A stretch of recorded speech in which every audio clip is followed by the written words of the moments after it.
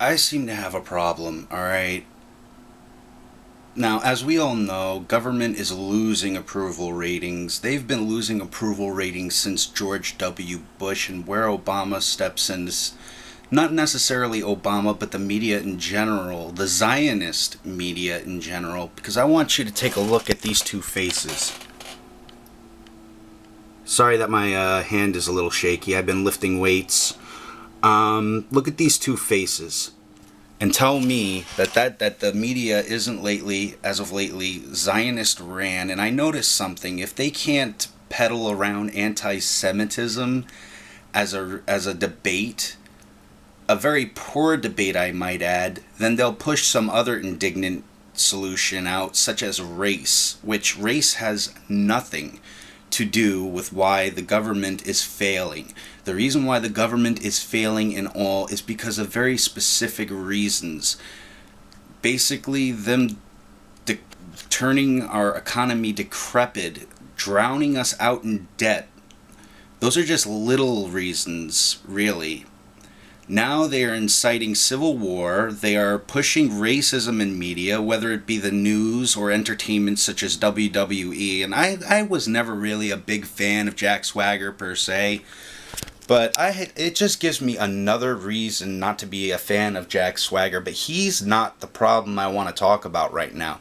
What I want to talk about is a problem of the government pushing indignity rather and race and basically trying to push racial tensions on people just to get them divided to attack each other, which is wrong. And the reason why is because they're doing a lot of wrong things. They're trying to cover things up that they can't cover up because it's already been exposed. And basically, this pisses me off. Well, it doesn't necessarily piss me off, but it kind of disturbs me in an upsetting way. Basically, I would rather a government be honest with me and tell me, fuck you, this is how it's gonna be, and, at least give me a reason to say something, even though they're probably gonna push, even though knowing the government in these days, they're probably gonna push something out on the media or whatever. I mean, how many cases have they pushed out where someone gets offed and then all of a sudden they want to put out, oh, well, he was crazy, or he was on drugs, or he was this, that, and the third, just to discredit someone. And you know what this is? All this is a discredit against the people who are fighting, not because there's a black president in the White House, not because of any other reason other than for their rights, which they feel that they are being denied. Yes, the people. And this is one of the things that I would like to show to the people, in which should infuriate everyone, on how these emotional parasites are using people's emotions on touchy topics which they shouldn't be touching, because it's not even in their place to be discussing in the first place. Is with the Center for the Study of Hate and Extremism at California State University, San Bernardino. Gentlemen, I want you to start tonight. It's your report, Mark, so lead the way here. Let me ask you this. I'm going to get into this in my close tonight on the show, which I feel a lot. I look at Obama as a perfect American. I don't mean politically. We can disagree left and right on him. You can argue about the drones, argue about the fiscal policy, all that stuff. But as a citizen, the guy went to school. He never broke a law. He did everything right. He raised a wonderful family. He's a good husband, a good father. My God, I don't think he's ever got a speeding ticket. The guy does everything right. And these right-wing, and he's really been pretty moderate on guns until the horror of Newtown. And I don't know what they're so afraid of him for, except he happens to be black. Is there some reason why he has sparked this explosion in right-wing organizing? Well, I think, like you say, Chris, I mean, it has to do with his color. What I would say is that with a lot of these groups, it's not visceral clan-like racism. It's not, we want to send black people back to Africa or something along those lines. It's more like, I look at the White House, I see a black man there, I feel the culture's changing all around me. By the way, the economy's terrible, I can't get a job, or I'm afraid I'm going to lose the one I do have. And it kind of all melds together in a feeling of, I've lost my country. Somehow this is not the country that my forefathers created. So I think there's a real heavy dose of racism in there, but it's only a piece of the mix. Let me argue that. There's so much of America that remains traditional. Small-town American life is very much small-town American life. Our religions are still our religions. I mean, movies can be racy, but you don't have to go to movies. You can ignore their existence. Television's pretty tame. What is it that really rocks them? What it really makes them, my God, it's not like my life anymore. What is it? I'm still looking for it. I understand when communities change ethnically. That's always been a concern of people who've lived there a long time. When something new, it's hard to accept sometimes. But these people live out in the Rocky Mountain areas. They live up in the Northwest. There's not much ethnic change going on in their lives, is it? Is there? Well, there's ethnic change going on in more places than you'd think, first of all. I live in Alabama, which used to be a state essentially of white people and black people, and there's now a very substantial Hispanic, Latino population. So there's that, but there's also discomfort with cultural changes like, for instance, same-sex marriage. Obviously, increasing majorities of Americans are in favor or don't oppose same-sex marriage. But for a lot of people, something like that is a very tough pill to swallow. It makes them feel that they live in a kind of a brave new world.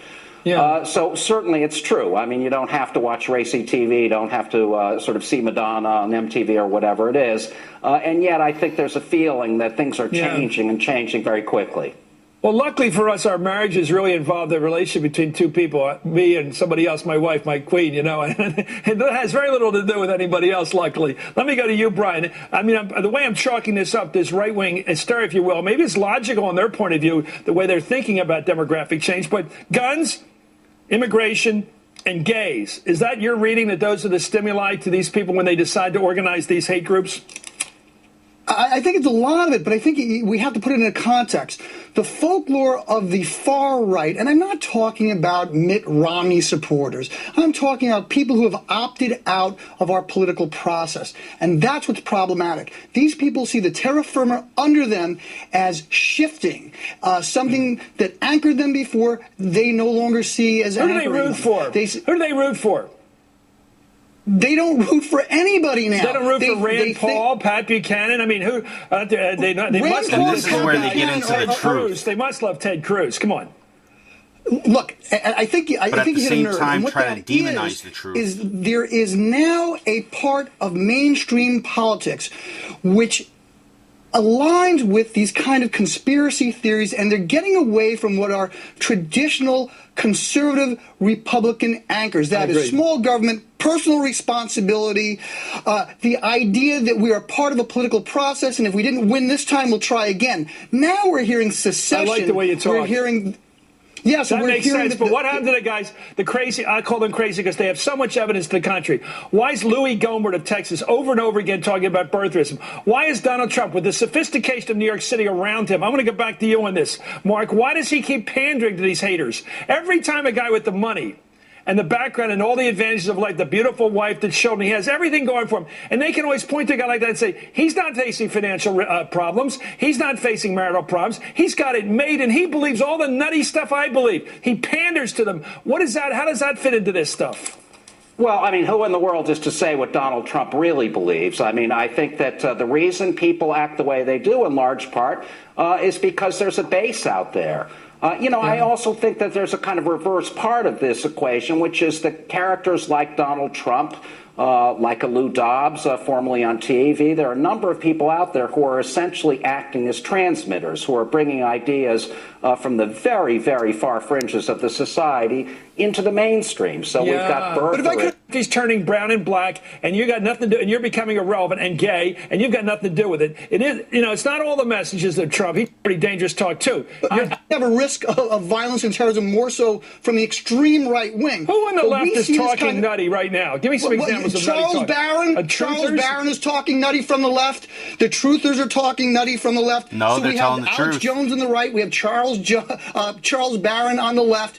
We have the people with Anonymous, with all kinds of conspiracy theories. One thing that I think is important, and that is conspiracy theories and a decoupling from the institutions and processes of our pluralistic democracy are occurring on both sides of the political spectrum. So we're hearing almost an equal number of people who say Bush was the Antichrist, as is Obama. Okay, Yeah, did you hear these people? Race, sex. And you know, this is all in our faces. I can smell the bullshit. Literally, I can just, it's sickening. Race? You know, they've been peddling that bullshit since 2008. And it's fucking sickening. The whole fucking race card. I mean, before people were complaining about Al Sharpton and Jesse Jackson peddling race, and now they don't even need those two because they have the media, the Zionist media, trying to fucking do it. And don't get me wrong, don't even pull the fucking anti-Semitism bullshit on me, because I have parents who are fucking Jewish. My dad's a born-again Jew, actually, and I totally accept that. I'm fine with that. Religion to me is not a personal fucking issue. Race to me is not a personal fucking issue. I have a father-in-law who is fucking half black. Who would have thunk it? But no, these people on this fucking Zionist media news, okay, they want to go pushing around their fucking bullshit and peddling their bullshit to try to divide people, to have them stop facing problems, in which takes away their rights. They want people to play the fucking game. And you know, it's come to the point where I can personally say that not only the Zionist media, but I really have to say the Zionist government per se, because our president is pretty much a puppet bought off by the Zionist globalist bankers. And people who are awake all know this, but people who are awake are all demonized pretty much. And I, as a person, as an individual, I have to speak for myself and say, stop it. Stop it. Stop it with the indignity. Stop it. Have some fucking dignity and admit that you are wrong. Big government. Stop it. It's not that big of a fucking deal. Everyone makes mistakes, whether purposely or done unintentionally. This is not proving that you are powerful. This is proving that you fucked up. You're not big enough to admit it, and basically you're indignant. You're backed into a corner because you put yourself in that position, and it is wrong. It is terribly wrong. And if what I am saying upsets people, then good. It should. But I do think I should make something clear, that if people are going to be upset, they might as well be upset for the right reasons. And not upset at me for what I'm saying, but upset at the media and our government for allowing the media to lie to us and try to pit us against one another when our lives and our ways of lives are at stake. There is no big threat from American citizens unless they are pushed in a corner, and their restraint to do anything upon physical matters is not a sign of weakness as of the citizens concerned. It is a sign of great strength. It is a sign of great mental capability to stop themselves from making the wrong mistakes like the government is doing. And unlike the government, the citizens are speaking their minds. They are not hiding anything from anyone, and they are not holding back what they have to say. And I think that if this is the government, well, then basically they should just be a tourist attraction like the Kingdom of England. And we, the people, should really seriously come up with a way more better government. And the Bill of Rights, it's a bill that was passed that can't be infringed on. Because once a bill is passed, it cannot be infringed on. And it does not have a due date. It's been there. It's always going to be there. And basically, you might as well get over it, big government. Because we are people, and we have the rights to, at least even in our basic nature, to do what we were born to do. And one of our rights is to defend ourselves. However, I think it's more better of a means to do so politically than physically and give the big government what they want. That's pretty much on, that's pretty much on my mind. And personally, I think that the government has pretty much become very indignant. And the truth be told, there's an old saying, the truth is better than the lie. And the reason why for that is because, yeah, people are going to be mad if you tell the truth. But just imagine how they'll feel if you tell them a lie and they figure it out later. It's not very pretty. And politics are always ugly. Well, yeah, that's about it on my rant on this little disgusting issue, which I'm gonna put behind me. But anyway, everyone, take care. I wish you well. And I personally don't take this personally and have no hard feelings, because what the media is pushing out is a big fucking joke. To me, I'm already over it. Peace the fuck out. Bye-bye.